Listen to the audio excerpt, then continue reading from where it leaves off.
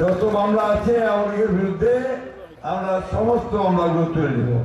আমরা কোনো প্রতিশোধের রাজনীতি করতে চাই না। গত সপ্তাহে বিএনপির সিনিয়র নেতা ফজলুর রহমান এক ভাষণে বলেছেন, দেশের রাজনীতিতে আওয়ামী লীগ ফিরে আসলে রাজনীতি ব্যালেন্স হবে।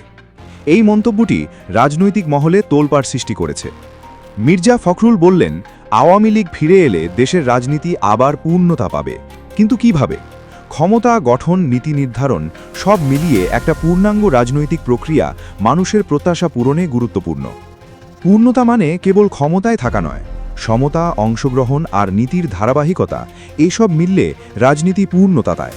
যদি আওয়ামী লীগ ফিরে আসে, এই দিকগুলো কেমন হবে দেখা যাক।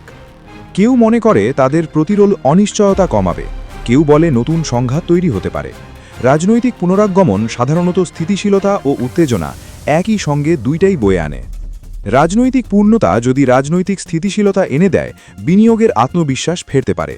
অন্যদিকে তীব্র বৈষম্য বা অনিশ্চয়তা থাকলে অর্থনীতি ক্ষতিগ্রস্ত হতে পারে। রাজনৈতিক প্রতিদ্বন্দ্বীরা বলবে, ক্ষমতা ঘিরে একাধিপত্য বাড়বে।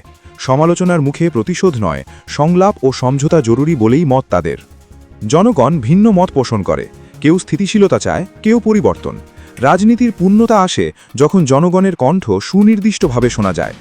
আওয়ামী লীগ ফিরে এলে ধারাবাহিকতা পাবেন, এটা সংযম, কিন্তু দ্রুত সংস্কার চাইলে সেটাও জরুরি। রাজনৈতিক পূর্ণতা এই দুইয়ের সমন্বয়। শক্তিশালী সরকার শৃঙ্খলা বজায় রাখতে পারে, তবে মানুষের মৌলিক অধিকার ও বাক স্বাধীনতা রক্ষা করাও অত্যন্ত গুরুত্বপূর্ণ।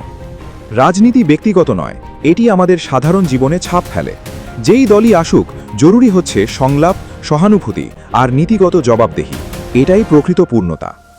মির্জা ফখরুলের বক্তব্য আলোচনার সূচনায়। পূর্ণতা কিভাবে আসে তা নির্ভর করে ১. স্থিতিশীল নীতি, ২. জনগণের অংশগ্রহণ, ৩. জবাবদেহি। সিদ্ধান্ত আপনার। রাজনীতি কি সত্যিই পূর্ণ হবে? আপনার মত দিন, কমেন্ট করুন ও শেয়ার করুন।